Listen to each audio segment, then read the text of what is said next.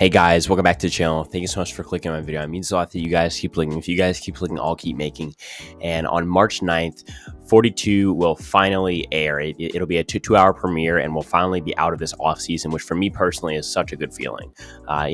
Talking to some of my friends who do YouTube, as well as from my own experience, the off season, it sucks. And even with all the worries that I have right now about Survivor 42, it's always better when Survivor's on the air. With that being said, as I've looked at this 42 cast and covering it extensively on my channel for the past 2.5 weeks, I'm very, very low on this season's chances right now.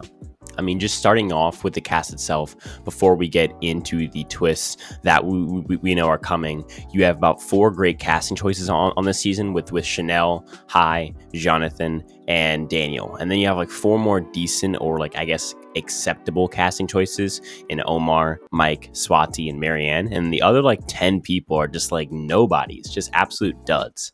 And I think it's interesting because I'm seeing a lot of, people covering both this cast and the 41 cast as being really, really good with a lot of potential. And that was me at one point too, but at this point, I just don't feel like that's the case. As we've seen on Reddit and YouTube, certain Survivor opinions have become quirky or popular all of a sudden over the past 5 years as more people entered the online Survivor community.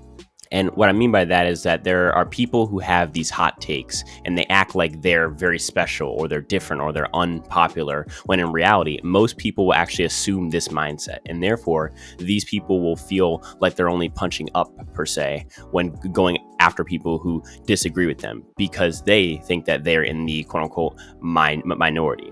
And this creates a catch-22 where people feel quirky because their opinion is unpopular. But then when other people see this, they also want to be like these people, which results in the unpopular opinion becoming the popular unpopular opinion, if that makes any sense. And one example of this is the valuing of females who won, but were seen as robbing others of a win, and whose games weren't strategically valued by the overall fan base at the time, with most notable examples being Michelle and Sandra from Co-Wrong and from Heroes vs. Villains. And I think this describes the current state when addressing the 41 and 42 cast. It's become the quirky and therefore the only acceptable opinion to support these casts, since they are composed using the 50% BIPOC initiative, which excludes white people from at least half the cast. And if I call out 1, the hypocrisy of this rule, or 2, the shittiness of these casts, then I just don't get it, And since I disagree with these people, I just must be a horrible person who doesn't even like the show.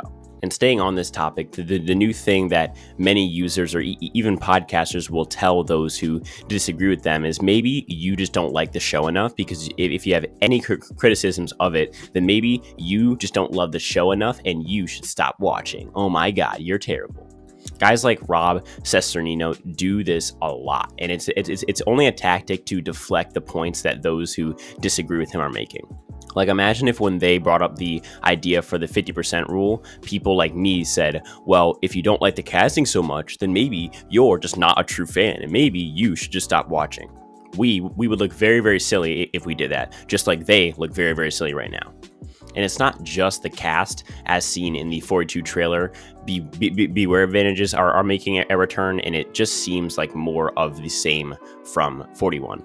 Like, overall, from the interviews done, it seems like the seasons are just going to be the exact same format, with maybe little minor changes, with production capitalizing on the fact that both the casts have no idea what this new era of Survivor looks like. Now, I am curious to see if Shipwheel Island will come back, because I think it's the best concept of an island that we've seen on the show as far as twists goes, even better than Exile Island, with it genuinely giving players an opportunity to ruin or make their games with one decision, as well as allowing pre-merge cross-tribal bonds to form. My only real issue with it is that they seem to give away an advantage almost every time that somebody went to the island, which means that they give an advantage away almost every single episode of the pre-merge, which is a bit overkill in the advantage department, if you ask me. I also wonder if the do or die and hourglass twist will make a return, because if they do, the season will take a serious hit in my personal book. These are two twists that really don't reward or punish an abundance or lack of strategical and social skill, but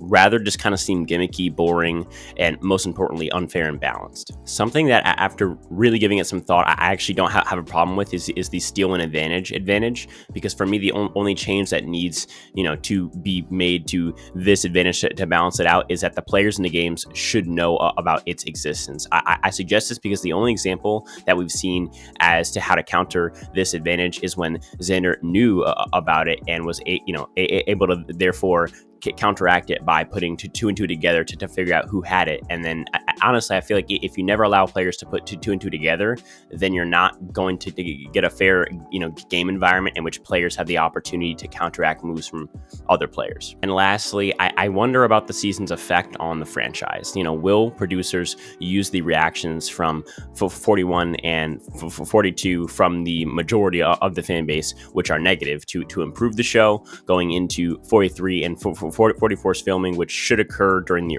early summer of this year? Or will they double down, thinking that they just didn't go hard enough the first two times? I find it quite disappointing that someone like Mike White, a former contestant and close friend of Jeff's, who has stopped Jeff from bringing back unpopular twists like Redemption Island and Fire Tokens, has opinions and advice, for the show's future that is more important than diehard fans like us who have given thousands of hours of our time to this show. And it'll honestly continue to puzzle me until the show goes off the air eventually. But until then, let's just enjoy it while it lasts and hope that we get a better season than we did last time. And that's it, guys. None of this happens without you guys. Without you guys, I'm just a weird guy speaking into a weird microphone. And if that's it, I'll talk to you guys in the next one. Peace.